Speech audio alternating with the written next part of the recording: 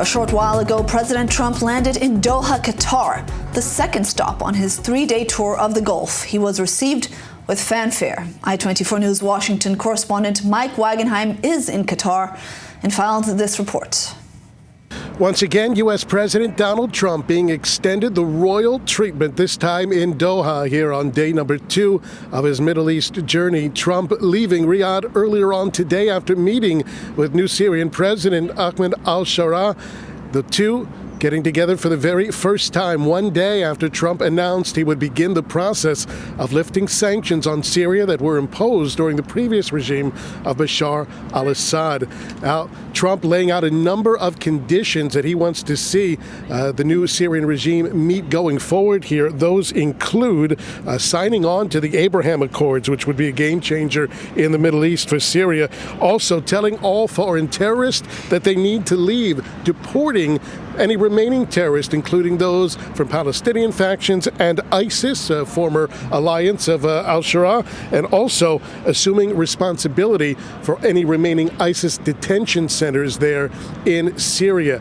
Recep Tayyip Erdogan, the Turkish president, was also on the line. Obviously, these developments, well, not really working in Israel's favor at the moment. Israel has insisted, or at least pleaded with Trump, that those sanctions on Syria remain in place, fearful that al-Shara is trying to rehabilitate his jihadist past and not really showing his true self here to global leaders, including Trump. Now, here in Doha, we're at Emiri Dewan, the seat of the Emir of Qatar, who Trump is meeting with at this moment. Those two discussing, well, many things, but especially planes. A media report indicating that Trump will approve the purchase for Qatar of 150 Boeing planes. And another plane, also very much in the news right now, a supposed gift from Qatar to Trump and the U.S. government, a new Air Force One. Many government officials have come out fearful that the Qatari plane may include security lapses and other security concerns. Trump tweeted throughout the night and posted on his Truth Social account, "Hey, it's a gift. I'd be stupid not to take it." But still, many within his government and Congress are voicing concerns that it may wind up being a Trojan horse of sorts. Reporting here from Doha, Mike Wagenheim.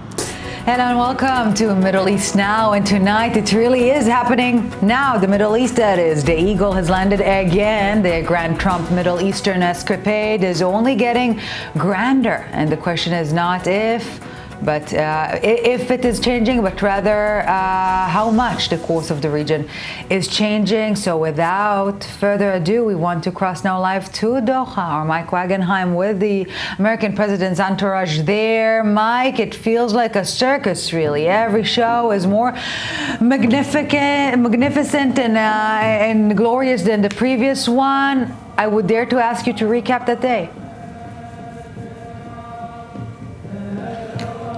I apologize. First off, it's incredibly difficult to hear. Right behind us, they're preparing here for the arrival of President Trump, and the entertainers here are dancing and rehearsing. They're singing very loudly, but it's all part of the pomp and circumstance. President Trump is expected here in about an hour's time for a state dinner with the Emir of Qatar. They actually met earlier today, and within about the last 30 minutes, there was a major announcement of trade and investment exchanges between the two countries, totaling some $1.2 billion in potential exchanges. The actual hard dollar value right now being put at around $250 billion, and that includes a large chunk of that deal between Boeing Airlines and Qatar Airways to sell Qatar up to 120 jets over the next several years. There's also deals in the works or have been agreed to in sectors like energy, workforce development, defense. So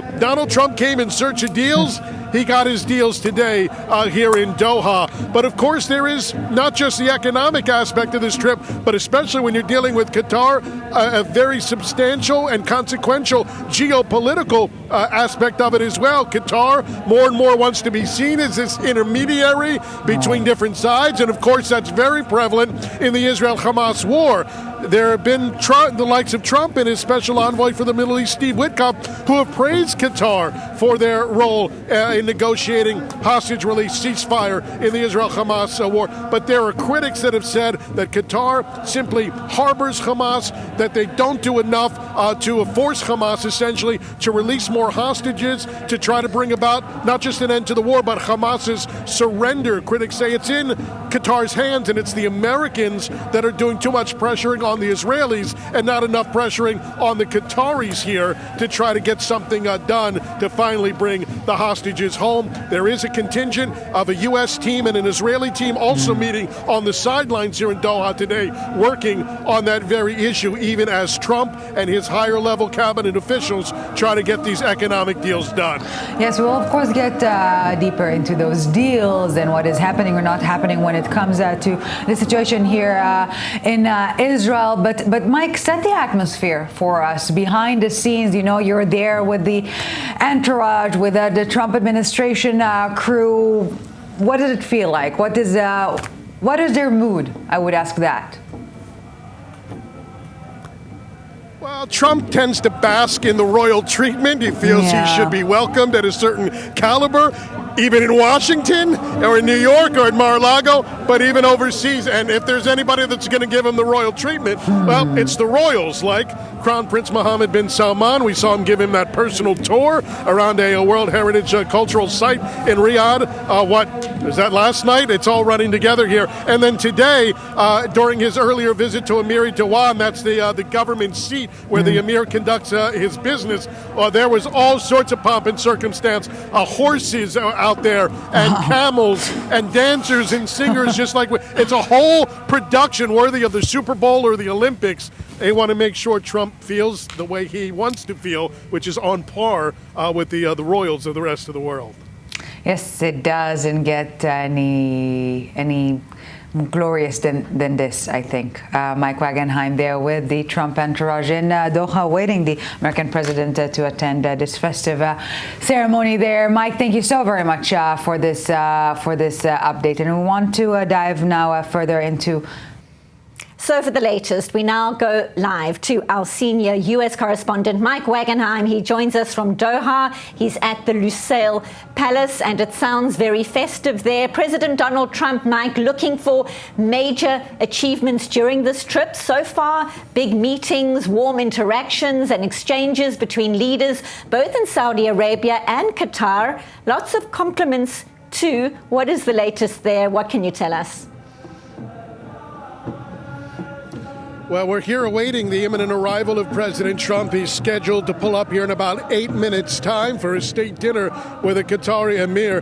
They met earlier on today at the emir's seat of business at Emir Dewan and worked through these trade agreements that were announced later on in the day. As you mentioned, $1.2 trillion in economic exchange, but the harder dollars will amount to some $244 billion in areas like energy, workforce development, defense, and in fact, Qatar announcing a $96 billion purchase of jets from American company Boeing. About up to 120 jets will be included in that deal, though it could wind up being a smaller amount in the end. In any case, the economic impact that Trump wanted this trip to have is certainly carrying forward from some of those stunning pronouncements there in Riyadh yesterday.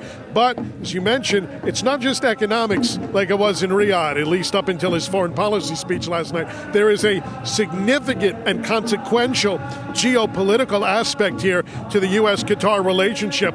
And it's not any starker than when you're talking about a U.S. and Israeli contingent here today, talking about how to bring about an end, not just to the war, but Hamas's rule in Gaza, and how to bring those remaining hostages home. And by the way, Donald Trump said earlier today, effectively, he only believes there are some 20 living hostages remaining in Gaza and not 23, as is the more official Israeli count, though he didn't give any clarity to those comments today, but it just adds more urgency to the situation. There's been this uneasiness, certainly, especially with this administration, but it carries back to Democratic administrations, about Qatar's influence in America, about their influence on American universities, the billions and billions of dollars that have been pouring in to college campuses, which some say have triggered those anti-Semitic protests that we've seen over the last year and a half, and certainly so when it comes to Qatar's influence over terror groups throughout the region, its alliance with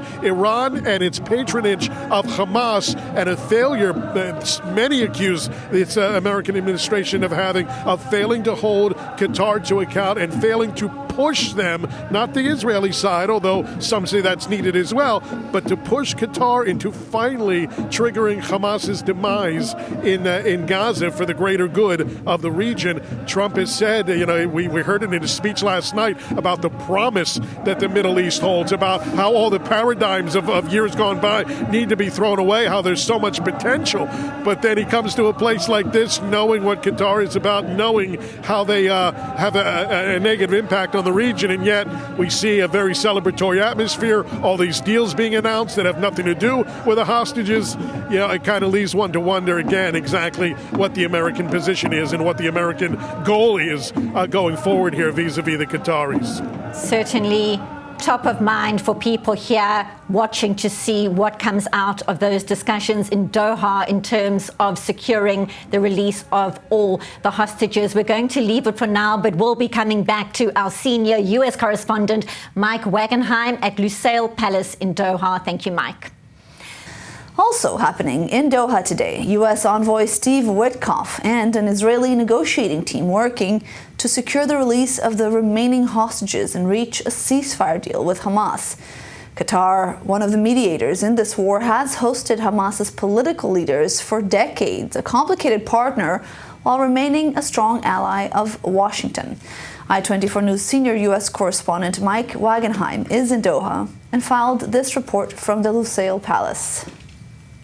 U.S. President Donald Trump dining with the Qatari Emir here at Lusail Palace in Doha as he wraps up the second full day of his Middle East trip. More economic deals announced today with Qatar, including about $96 billion worth of Boeing jet sales to Doha and an exchange of some $1.2 trillion when you add it all up. The agreements cover many different areas, many different sectors, including defense, energy, even workforce development. This is an economic-focused trip for Donald Trump, no doubt, but also leaving no doubt there are greater geopolitical implications as well. Even as we speak, U.S. and Qatari delegations are meeting with an Israeli delegation to try to hammer out progress on a ceasefire and hostage release deal in the Israel-Hamas war. Media reports indicate the Trump administration is pressuring not Qatar, as many have wanted, but the Israelis to try to get a deal done and perhaps wind up leaving Hamas in power in the long run. Those talks are continuing as we speak. Coming up tomorrow, Trump will address U.S. troops at the air base here in Qatar, and then in the afternoon, he'll take off for the United Arab Emirates. More economic deals in the works with Abu Dhabi, including in areas like cryptocurrency, artificial intelligence, and semiconductor chips. Reporting here from Lusail Palace in Doha, Mike Wagenheim, I-24 News.